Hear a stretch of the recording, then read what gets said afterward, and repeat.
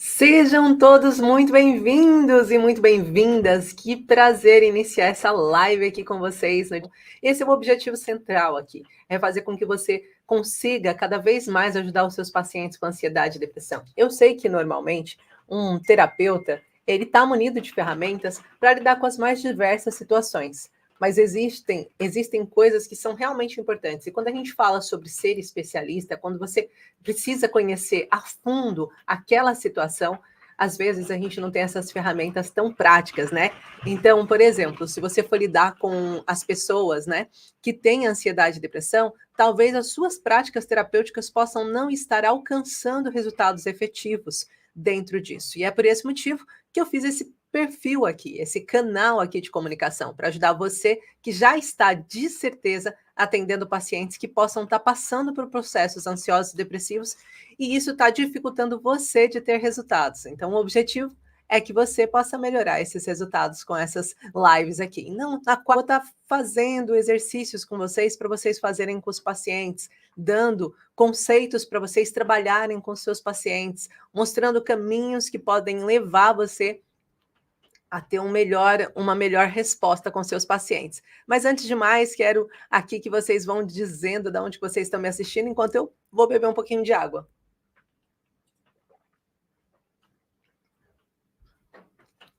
Ok, já disse, já bebi a água, enquanto vocês vão escrevendo aí. Quero também aproveitar, porque eu sei que cada dia vão chegando as pessoas novas nos perfis, né? No Instagram, no Facebook, né? A gente está crescendo bastante, graças a Deus. Nós já somos mais de 10 mil ali só no Facebook. Eu sou muito feliz por isso também. E a ideia, o intuito central é estar impactando vidas, mas muitos de vocês podem não saber quem eu sou, né? Alguns já são meus alunos, olha ali o Paulo falando de Vila do Conde, é meu aluno já, a Leopoldina também, de Lisboa, mas alguns de vocês ainda não sabem quem eu sou. Então, eu sou uma terapeuta e formadora e trabalho essencialmente com ansiedade e depressão. Então, já são anos de dedicação nesse tema, diretamente ajudando pessoas a ter melhores resultados. Já foram centenas de pacientes e agora ajudando também terapeutas a poderem aplicar e replicar a minha metodologia que eu criei, a técnica Biomicrohertz, uma técnica não invasiva que ajuda você a fazer com que o seu paciente libere as memórias traumáticas, não só que estão ativadas a nível neural, né, na sua mente, mas também no seu corpo físico, desobstruindo os ductos emocionais que possam estar fazendo com que os órgãos dele adoeçam. Então, eu sou a criadora da Biomicrohertz e aqui eu venho trazer um pouco de conteúdo para vocês, ajudando vocês a poderem trazer resultados para os pacientes de vocês. A Fernanda também, Funchal. Ponto. Sejam todos bem-vindos e vamos começar então com o que importa, né? Equilíbrio emocional. É muito importante a gente entender o que faz com que o nosso paciente acabe de sair de uma consulta ou chegue numa consulta com o seu estresse, com o seu nível, né, de estresse alterado. Quando a gente está falando de equilíbrio emocional, nada tem a ver com uma pessoa ser zen, não sentir nada, né? Às vezes a gente está querendo trabalhar o equilíbrio emocional do paciente e se ele não sabe qual é o conceito, dificilmente ele vai conseguir aceitar a fala equilíbrio emocional, porque ele vai sentir que você está dizendo que ele é desequilibrado. E o equilíbrio emocional não é uma pessoa que não tem reação, mas é uma pessoa que consegue entender com que deve gastar a sua energia ou com que não deve gastar a sua energia. Por exemplo, se eu estou sempre falando para o meu marido não deixar a toalha em cima da cama e ele constantemente está fazendo isso, eu estou perdendo a minha saúde mental, eu estou perdendo a minha emoção, as minhas emoções, despoletando raiva dentro de mim por uma coisa que ele não está alterando. Então aquilo está trazendo para mim estresse e eu tenho que tomar uma atitude. Eu decido que eu vou permanecer falando para ele que a toalha está ali ou eu vou ter uma reação diferente para que aquilo me afete menos. Isso é o equilíbrio emocional. Por exemplo, o equilíbrio emocional seria pegar aquela toalha molhada que ele sempre deixa ali em cima da cama e você colocar em cima de uma roupa que ele acabou de colocar para poder vestir para ir para o jogo, para poder sair de casa, e você colocar. E ele fala assim, nossa, você molhou toda a minha roupa, olha aqui, você colocou a toalha aqui em cima. Você fala, mas você coloca em cima da roupa da cama e não reclama, você não vê que também molha? Então é por isso. Aí pode ser que com esse aprendizado ele tome uma nova atitude. Então, o equilíbrio emocional é a gente conseguir trazer para o paciente uma forma dele reagir em eventos que antes eram eventos estressores de uma forma mais calma. Esse é o objetivo central para a gente, conseguir trazer calma para o paciente, tá bom? Então, a gente vai hoje estar discorrendo sobre isso e eu vou trazer para vocês 4 passos para você colocar já em prática hoje nas suas consultas, nos seus atendimentos e até na sua vida terapeuta ou na sua vida pessoa que está sofrendo com ansiedade e depressão e quer encontrar um caminho para melhorar. Mas primeiro é importante eu falar, né, nesses passos, explicar o porquê que às vezes o paciente, quando ele está passando por a depressão e a ansiedade, ele não sabe por que ele tem ficado irritado.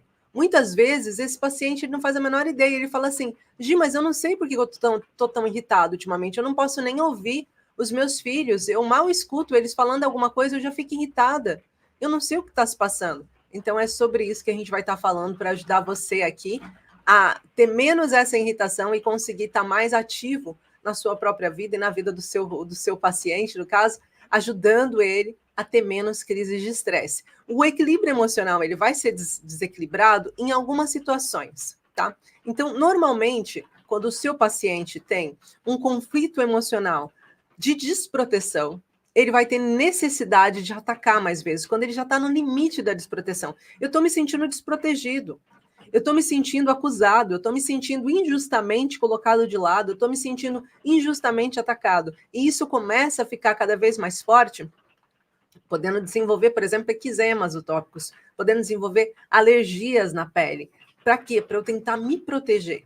Quando isso começa a acontecer de uma forma muito prática, significa que o meu paciente ele vai entrar em processo de desequilíbrio emocional, podendo atacar ali as suprarrenais dele, fazendo com que ele tenha picos de estresse, oscilação ou até mesmo a hipófise, fazendo com que eu não consiga reagir a situações naturais que estão acontecendo no dia a dia e esteja sempre com o meu modo de defesa ligado. Mas o que é isso do modo de defesa? Antes de eu falar do modo de defesa, deixa eu fazer uma pergunta. Vocês conseguem ouvir-me totalmente, assim, com clareza, ou tá muito barulhinho? Tá chovendo, né, gente? Então, às vezes, eu não escuto se tá fazendo muito barulho aí para vocês, tá bom? Então, trazendo aqui novamente, quando eu falo desses pontos que são afetados, a gente tem sempre que lembrar que o nosso paciente, ele vai se enchendo de situações, pequenas situações que vão enchendo a vida dele emocionalmente, que vão trazendo para ele essas águas que vão se juntando, essas situações de diversidade que vão fazendo com que ele vá se sentindo cada vez mais agredido por outras pessoas. E às vezes eu chego no mercado, mas eu acabei de passar por um estresse com meu marido que me ligou e mais uma vez não quis saber do que eu precisava, ou minha mulher que mais uma vez não escutou o que eu precisava naquele momento e que falou para mim que eu nunca faço nada, e eu sei que eu faço. Aí, naquele exato momento, o que acontece? Eu entro no mercado e vou brigar com a caixa. Por quê? Porque eu estou com um pico de estresse alto, eu não tenho para onde soltar. Então, por esse motivo, é muito importante a gente conseguir conduzir o nosso paciente a ter calma. Então, ele pode acontecer de diversas formas, e é isso que a gente está trazendo aqui hoje. Entendendo primeiro o primeiro passo, que é identificar o conflito emocional. Como eu tenho feito ultimamente, eu vou estar colando aqui no YouTube para vocês esse título, esse tema desse primeiro passo, tá? Esse é o primeiro passo que eu quero que a gente trabalhe. O passo 1, identificação do conflito emocional. Então, como que a gente identifica o conflito emocional? De acordo com a percepção do nosso paciente, ele vai ter uma alteração no seu corpo, certo? Eu falei agora há pouco, por exemplo, de um paciente que está se sentindo desprotegido. Um paciente que está sempre sentindo que a sua voz não é ouvida, ele está sempre sentindo-se injustiçado, ele pode ter realmente passado por alguma situação em que ele foi agredido, em que ele sentiu que o espaço físico dele, ou até auditivo, tenha sido invadido e ele se sentiu desprotegido de alguma forma, ele se sentiu atacado injustamente. Isso acontece muito em processos laborais. Quando o seu patrão vem e grita com você injustamente, quando o seu patrão vem e te humilha injustamente ou fala com você de uma forma que você se sinta, que você fala assim, meu Deus, mas eu não fiz nada para merecer isso. Eu não sei por que isso está acontecendo, eu não sei por que essa pessoa está olhando para mim dessa forma. E isso acaba se fala assim, poxa, né? Isso vai trazer uma resposta física para você. Isso vai gerar para você dores no cerrado posterior, por exemplo. Vai gerar para você uma sensação de que você não consegue mudar a direção do seu caminho, por isso dores lombares. Vai fazer com que você sinta essa sobrecarga nos braços, nos ombros. Por quê? Porque você não está conseguindo lidar com aquela informação. Então, tudo isso está diretamente relacionado com o corpo físico. Por exemplo, a desproteção, ela age muito no cerebelo. Então, se a gente for falar do cerebelo, gente, desculpa, minha Joaninha ontem partiu o braço. No meio da aula, minha Joaninha partiu o braço. Ela já vai ser reposta, né, Joaninha? No cerebelo, que é essa parte que tem aqui atrás do cérebro, né? Se a gente fosse fazer um desenhozinho do cerebelo, o cerebelo ele está mais ou menos aqui, ó. Nessa partezinha aqui, ó, do cérebro do paciente, por dentro do tronco encefálico. O tronco encefálico está aqui, o cerebelo está aqui. O que significa que ele traz respostas mais rápidas para o paciente. Por exemplo, o cerebelo, ele tem conexões muito mais rápidas. Por quê? Porque ele está ligado à nossa cognitividade, está ligado à forma da gente reagir de forma mais imediata, ele está muito mais perto do sistema límbico.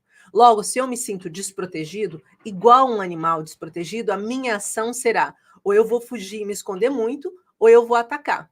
E aí a gente tem, por exemplo, o ponto da hipófise que vai trazer esses dois conflitos. Ou emocionalmente eu vou querer ficar camuflada, me esconder e passar despercebida, podendo gerar na minha pele problemas de manchas, de até lúpus, essa sensação de querer me esconder, ficar invisível. Quando eu perco a melanina, né? Eu fico invisível, vou perdendo, vou me desbotando para ficar o mais invisível possível, ou quando eu ganho essas manchas mais acastanhadas, que são a sensação de vou me proteger daqui, vou criar uma blindagem no meu próprio corpo. Então, essas são algumas das formas de resposta, além da oscilação hormonal, ou seja, daquela oscilação emocional, desculpa, não é hormonal, daquela oscilação emocional, aonde hora eu estou bem disposta, mas basta uma coisa para saltar a minha tampa.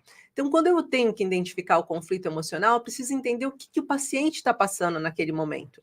Perguntar para ele como que ele está se sentindo. Se for desproteção, a gente sabe que vai atuar aí no mesodermo antigo e que vai fazer com que ele tenha o cerebelo mais ativo, fazendo com que ele seja mais reativo. Por isso, a explosão é muito mais física. Ela está mais ligada nesse campo cognitivo. Tá bom? Tá fazendo sentido aí para vocês? Esse ponto 1, né, identificação do conflito emocional. Por exemplo, imagina que o seu paciente está passando por um processo de impotência. Ele não está conseguindo fazer mais nada.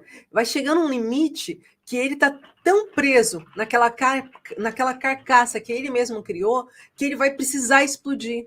E aí vem essas crises de irritabilidade. E normalmente, se for impotência, pode ser autopunitiva, automutilatória. Pode ser roer unhas, pode ser puxar cabelo, pode ser queda de cabelo exagerado. Por quê? Porque eu estou num processo em que eu estou no meu limite. A impotência está muito ligada, então, com o conceito muscular, com o conceito de artérias e veias, com o conceito de unhas, epitélio, né, que pode estar trazendo aí para você essa questão. Então, é importante a gente conseguir achar isso. Se não for, imagina que seja desvalorização. No conflito de desvalorização, normalmente, ele vai encher de questões emocionais, que vão fazendo com que ele fique com aquela densidade, mas vai ter uma hora que exploda, tá? Então, independente de qual seja o conflito do seu paciente, você, terapeuta, tem que conseguir encontrar a identificação desse conflito emocional. Tem que conseguir ajudar o seu paciente a perceber quando começou essa raiva. É a pergunta número 1 que eu quero que você faça hoje para o seu paciente. Deixa eu colocar aqui. Quando começou essa raiva?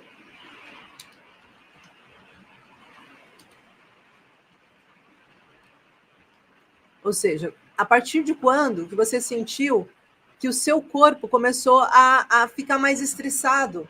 A partir de quando que você sentiu que o seu corpo começou a desenvolver mais cortisol, mais estresse, que você ficou, sabe, mais colérica? Quando que isso aconteceu? Né? E o que isso estava envolvido? Depois da gente perguntar quando que isso aconteceu, quem estava envolvido nessa situação? Opa, eu vou sair do chat aqui, gente, não sei voltar. Deixa eu ver se eu consigo voltar aqui para o chat. Aqui, comentários. Está atrás do telemóvel.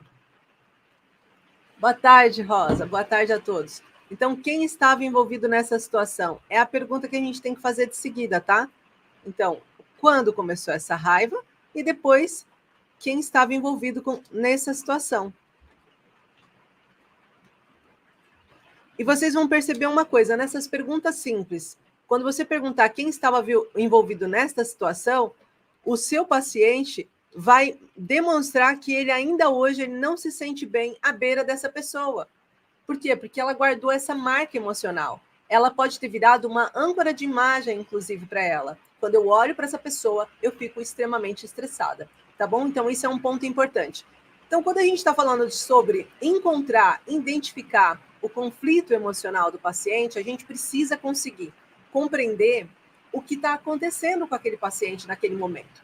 O segundo passo que nós precisamos é entender como criar um desbloqueio emocional dele, porque se aquilo está acontecendo, como que eu vou ajudar o meu paciente a sair dessa situação? Então, nosso segundo ponto dessa live de hoje que eu quero que vocês guardem é encontrar uma forma de desbloqueá-lo emocionalmente, de fazer com que as coisas que estão afetando ele possam desafetar, possam ser menores, ter menos impacto nele. E aí a gente tem algumas coisas para a gente entender. Quando um paciente entra num conflito emocional, isso afeta os 3 níveis dele. Eu estou sempre falando isso e eu quero que vocês decorem muito isso. E eu sempre pego aqui para vocês os 3 pilares, aqui, ó, para vocês entenderem. Então, eu ativo o lado emocional do meu paciente, porque é um conflito emocional que a gente acabou de falar, se ele está se sentindo desprotegido, se ele está se sentindo impotente, se ele está sentindo que algo está acontecendo que está trazendo para ele desvalorização, que ele está perdendo alguma coisa, que ele está sentindo um estado de sobrevivência, isso vai afetar o emocional dele. Assim que o emocional dele é afetado a partir do trauma, do exercício do trauma, vai desenvolver um foco de Hammer, ou seja, na mente dele vai criar uma resposta neural. E essa mente dele vai ter essa resposta neural ativa. Então, é a partir da resposta neural que o seu paciente criou que vai criar estímulos físicos para o seu paciente. As respostas físicas, que ele vai ter dor no estômago, por exemplo, e aí o estômago dele vai começar a trazer para ele esse sentimento de impotência, de desvalorização de si mesmo, a ruminação do conflito, ou vai criar para ele uma questão asmática, se é sobrevivência, ele vai desenvolver sinusites, rinites, o tempo todo vai estar em constante problemas relacionados aos broncos ou aos alvéolos pulmonares, com pneumonias, mesmo se for uma questão territorial. Então, tudo isso vai ser a forma que o corpo dele vai desenvolver essa conexão. Então, nós precisamos estabelecer esse triângulo, aonde nós temos o emocional do paciente, nós temos o mental do paciente, nós temos o físico do paciente. Quando nós falamos de desbloquear emocionalmente o paciente, nós não podemos ter uma técnica que só vai atuar no mental. Porque se só atuar aqui, não vai adiantar para o paciente. Você vai demorar mais para ter resultados. Por quê? Você pode trazer uma nova resposta neural para esse paciente, mas se ele não tiver esquecido aquela emoção, ou se ele tiver ainda em conflito com o estressor ativo, ele vai voltar a desenvolver aquele mesmo tipo de problema. Então, vai ser aquele paciente, terapeuta, que vai no seu consultório, que é atendido, que fica bem, mas passado pouco tempo tem que voltar. Por quê? Porque aquela situação foi resolvida só em um nível. Nós precisamos resolver nesses 3 níveis o nosso paciente, tá? Então, nós temos que ter um objetivo em que ajude ele mentalmente, ajude ele emocionalmente. Vou colocar aqui a mão no coração, apesar de saber que não é no coração que estão as emoções, tá, gente? Só para ficar claro. Ajude ele emocionalmente e crie para ele novas respostas físicas. Ficou claro para vocês isso? Me respondam aí no chat se ficou claro que o desbloqueio só vai funcionar nesses 3 níveis. Se não for nesses 3 níveis, não adianta. Seu paciente vai ter uma melhora, mas depois não vai trazer a resposta que você tanto procura e tanto deseja dentro do quadro dele, vai continuar desenvolvendo a irritabilidade cada vez maior, afetando cada vez mais o seu fígado, cada vez mais o seu rim, principalmente em oposições, conflitos que estejam envolvidos com financeiras também, vai estar afetando o seu fígado também, tá bom?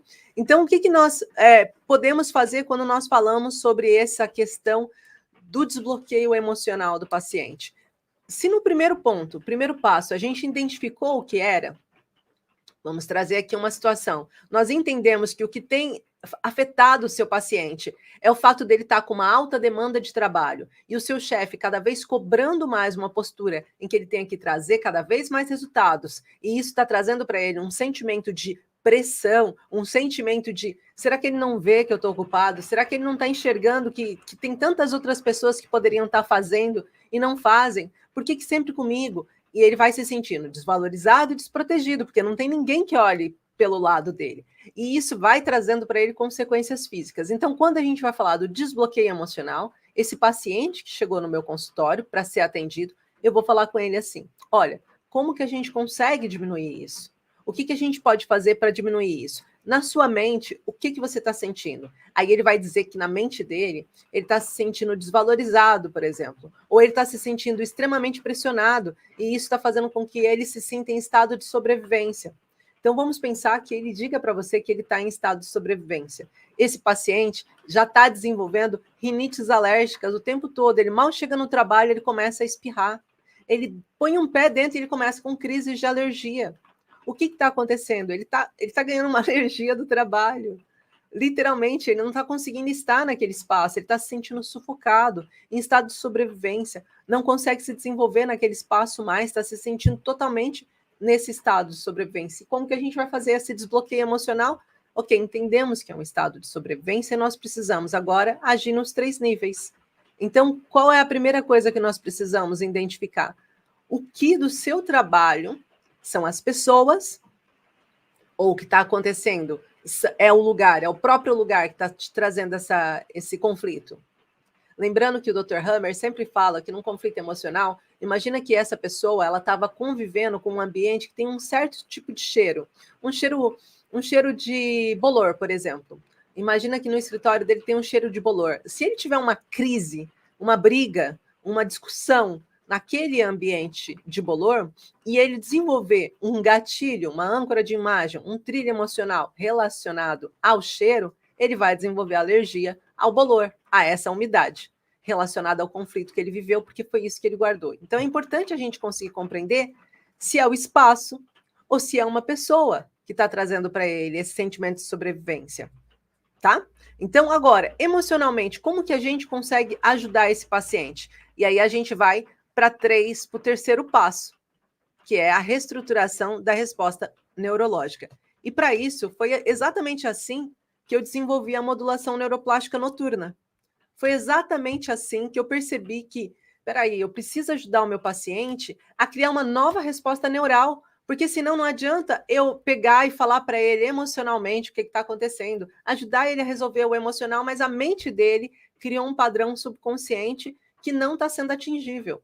Então, a modulação neuroplástica noturna, ela serve exatamente para isso, para alinhar as memórias que ficaram guardadas nas mais diferentes áreas cerebrais e que ele pode fazer enquanto ele dorme. Então, no momento em que ele está dormindo, ele vai usar aquele áudio para sair daquele padrão de repetição. E por que no momento que ele está dormindo, Gi? Porque pensa comigo. Quando nós estamos acordados, se eu falar para você uma coisa que você sabe que não é verdade, você vai ficar mais resistente, não é? Se eu falar para você assim, olha, você é capaz de saltar de um quinto andar de um prédio, você não vai cair estatalada no chão. Você vai conseguir até andar depois em seguida. Você vai acreditar nisso? Você não vai acreditar.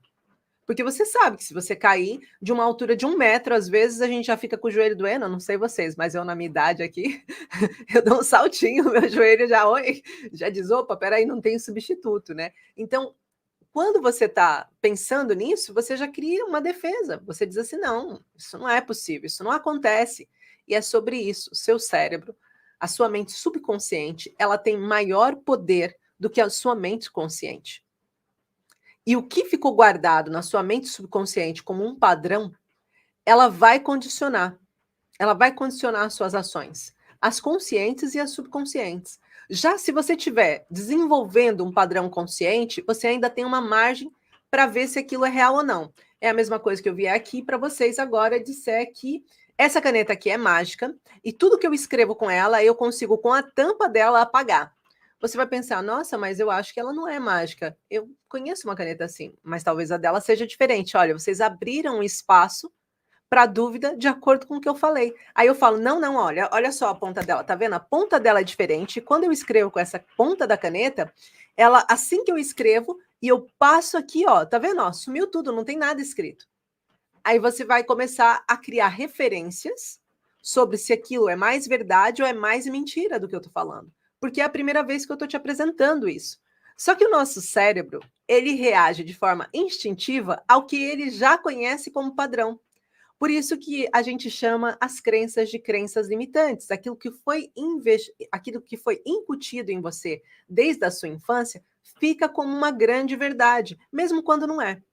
E para vocês entenderem isso, né, agora nessa resposta número 3, eu quero falar para vocês de um experimento que foi feito, eu acredito que foi em Washington, com 5 macacos. 5 macacos foram colocados numa sala. E aqueles 5 macacos tinham uma escada naquela sala e uma penca de bananas. Então, quando os macacos chegaram lá, eles ficaram malucos, viram a banana e foi logo começou a subir. Assim que ele começou a subir, foi disparado um choque elétrico, choque mesmo, elétrico na escada e à volta e todos os macacos que estavam lá sentiram esse choque. Um choque doído. Logo em seguida, eles passaram um tempo e esqueceram que aquilo tinha acontecido o choque. Então, um macaco foi tentar novamente, um outro macaco foi tentar subir. E assim que subiu, novamente sentiu a sensação de choque. A partir dali, ninguém mais queria subir para ter o choque. Então, os cientistas desligaram o choque, já não ia dar choque em ninguém, só estavam à espera do macaco que subisse. Uns 2 dias depois, o macaco decidiu subir. Eu não sei se foi 2 dias depois ou horas depois, tá, gente? Mas o macaco decidiu subir. Um outro macaco foi subir. Quando ele foi subir, os macacos tiraram ele lá de cima e espancaram o macaco para ninguém sentir o choque. Mas atenção, ninguém estava levando choque. Mas eles repetiram o padrão da resposta que eles já conheciam como verdade. Subiu a escada, vai levar choque. A partir daí, eles tiraram o primeiro macaco, um dos macacos da jaula, e colocaram um macaco novo. O macaco novo chegou, viu a banana e foi subir. Quando foi subir, os macacos bateram naquele macaco e ninguém conseguiu subir para pegar a banana. E assim sucessivamente até substituir o último macaco.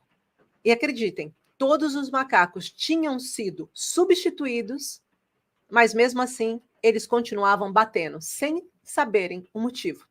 Sabe aquela frase, eu não sei porquê, mas eu sei que é assim? Isso é uma replicação dos nossos padrões que já vem da nossa família. Então, quando a gente está falando da reestruturação neurológica, ela é essencial para que o meu paciente ele não desenvolva uma resposta lógica que ele já está acostumado. Por isso a dificuldade, por exemplo, da gente emagrecer, gente. A gente começa a fazer na dieta e no primeiro dia até parece fácil, a gente vai e segue tudo à risca. Mas no segundo dia, a gente começa a ser condicionado àquilo que já está acontecendo e que já é natural para a gente da nossa vida toda. Ou seja, a gente começa a entender que, eu só vou fazer isso, o nosso padrão vai ser a mesma coisa. Então, para a gente modificar o nosso padrão é muito mais difícil. E por isso a resistência do paciente a ter uma melhora no seu equilíbrio emocional, se você não incutir uma nova resposta neural. Ficou claro para vocês isso? Sim, seria relacionado ao campo mórfico, Paulo, aqui o que eu falei, tá? Ok, obrigada. Se alguém tiver alguma pergunta, coloca que a gente está indo para o 4º passo. O campo que nos rodeia, ele acaba condicionando quem nós somos. E olha, se a gente for falar disso, a gente não está falando só a nível psíquico. Vou trazer 2 evidências científicas para vocês. A primeira evidência científica, uma das maiores pessoas que falam sobre depressão, agora eu esqueci o nome dela, não vou citar um nome errado aqui, mas ela fala sobre a depressão ecológica ser muito mais intensa do que a depressão hereditária ou psicológica. Então, o que seria isso? Quando eu convivo com uma pessoa, com um paciente depressivo durante muito tempo, eu teria uma tendência muito maior de me tornar uma pessoa depressiva. Por quê? Porque o padrão que eu estou vendo na minha frente é o padrão de uma pessoa depressiva. Mas não só. Eu quero aqui abrir um espaço que ela não defendeu, mas como eu já defendo isso, vou trazer aqui esse esclarecimento. Olha só, se eu estou vendo que a minha mãe não sai da cama, eu tenho 7, 8 anos, eu não sei o motivo, eu não entendo sobre depressão, eu não sei o que está acontecendo com ela, mas eu vejo que ela não sai da cama, ela nunca vai de férias comigo, os amiguinhos todos vão brincar, mas eu fico em casa, todo mundo sai, passeia, mas eu continuo aqui, o que eu vou pensar? Minha mãe não me ama. Eu não vou entender que ela está condicionada numa doença. Eu não estou vendo nada físico nela. Uma coisa seria eu ver minha mãe operada em cima de uma cama, mas outra coisa é eu ver minha mãe perfeitamente normal em cima de uma cama e não saber por que ela passa o dia inteiro na cama. Eu vou pensar que é porque ela não gosta de mim. Qual é a chance de eu desenvolver, a partir daí, desvalorização acumulativa, desproteção eu me sinto desprotegido, eu não tenho quem me proteja, sou eu que tenho que fazer as minhas próprias coisas, porque minha mãe não consegue. Então, eu desenvolvo, sim, depressão a partir daquilo que eu vou vendo e os traumas que eu vou vivendo, né? Então, esse é um ponto importante. E a segunda coisa, Bruce Lipton fala na epigenética, que quando eu convivo com uma pessoa, ou quando eu convivo com um ambiente, aquele ambiente tem mais capacidade de me mudar e me alterar do que a minha própria genética. Então, isso também é muito importante para a gente entender a capacidade do campo mórfico de influenciar a nossa vida, tá? E agora a gente vai para o último passo, então, que é o quarto passo, a consolidação de um novo estado emocional. Se a gente entendeu que o nosso paciente ele está passando por um processo de estresse que está se repetindo, a gente percebeu que o corpo daquele paciente também está sofrendo, a gente acabou de alterar mentalmente, mas vai adiantar eu só alterar mentalmente se eu não tiver corrigido o emocional dele? Se eu não tiver alterado as condições das respostas físicas dele, aí eu vou continuar com aquela dor nas costas, talvez, se eu continue ali, naquele padrão. Ou quando eu tiver contato com o meu estressor ativo, eu volte a ter a mesma reação. Então, para ajudar isso, para fazer com que o seu paciente possa ter uma melhoria, por exemplo, nós que somos terapeutas biomicrohertz, nós trabalhamos com a desobstrução dos ductos emocionais. Então, se eu sei que o meu paciente ele tem ali o CO8 ativo, né? Se ele tem ali o fígado dele afetado, eu sei que eu preciso desobstruir esse fígado. Normalmente, quais são os pontos que vão estar relacionados ao equilíbrio emocional? Olha, a gente vai estar aqui com as suprarrenais ativas, a gente vai estar aqui, ó, com o fígado ativo, a gente vai desenvolver também um S6 aqui, o timo, que vai baixar a imunidade, talvez também o 10, que vai fazer com que eu tenha essa oscilação de humor, tá bom? Então, é importante a gente ir lembrando quais são os pontos. Hoje eu também falei para vocês da hipófise, que estaria aqui, ó, nesse pontinho aqui da garganta, aqui, ó, exatamente aqui, que estaria aqui nesse ponto. E desobstruindo esses ductos emocionais, nós conseguimos que o nosso paciente deixe de ter as queixas físicas. Então, não adianta eu só ir num campo. A gente começou hoje pelo campo emocional, com equilíbrio, né? Falando do equilíbrio emocional e o ponto 1. No ponto 1, a gente falou sobre a importância, deixa eu só voltar aqui para falar direitinho, a identificação do conflito emocional. Então, agimos na forma emocional. No segundo passo, nós falamos sobre desbloquear o emocional, ou seja, agora que a gente sabe qual é a emoção, o que está causando a emoção, por que está acontecendo essa emoção comigo? E depois a gente então vai a campo neural, que é o terceiro, a reestruturação da resposta neurológica. E por último em si, e não menos importante, a gente precisa criar então uma nova aqui, a consolidação do novo estado emocional, fazer com que esse paciente reaja de uma forma diferente para que o corpo dele seja liberado e que ele possa deixar de sentir os sintomas físicos, aquela dor no estômago enorme que está afetando ele, aquela sensação de dor lombar, aquela dor no serrátil posterior que está afetando ele, para que ele possa voltar a desenvolver uma vida com alegria, tá? Agora, ponto importante que eu quero trazer aqui nas considerações finais é que é muito importante a gente falar para o nosso paciente que esse estresse corresponde a um acúmulo. Esse estresse corresponde ao momento dele não estar conseguindo se exprimir com tranquilidade. E que ele pode, no seu dia a dia, entender o porquê que ele está se estressando com as situações naturais que estão acontecendo. Por exemplo, ele vai para o trânsito e fica gritando, fica reclamando no trânsito. Por que o trânsito estressa ele? Porque não é o trânsito que estressa. Imagina, se você sair antes da hora, você já não fica estressada no trânsito. Inclusive, eu tenho que sair, né, para eu não ficar atrasada no trânsito. Mas se eu saio antes da hora, eu já não fico estressada no trânsito. Então, o problema não é o trânsito, o problema é o teu tempo, a sua gestão de tempo. E por que você está estressada com a sua gestão de tempo? Será que você está sendo obrigada a cumprir um trabalho ou uma obrigação que você não queira mais, mas você tem que ir para lá e você queria estar mais tempo fazendo outra coisa? Será que é esse o motivo que está por trás? Será que o motivo que está por trás desse seu nervoso no trânsito está relacionado a chegar naquele lugar e ter que ouvir as pessoas dizendo: ah, não, a gente já acostumou. A gente já acostumou, você é sempre a mesma, você sempre chega mais atrasado. O que está acontecendo com você? E daí essa pergunta você precisa passar para o seu paciente, terapeuta, para ajudar ele a liberar esse estresse que ele está causando, essas gotas que ele está colocando dentro do seu copo e fazendo transbordar. Equilíbrio emocional é você trazer uma nova resposta para esse paciente, ele ter o direito de escolha. Eu quero me irritar com o atraso do trânsito, Ou eu quero ir tranquilo porque já não tenho o que fazer?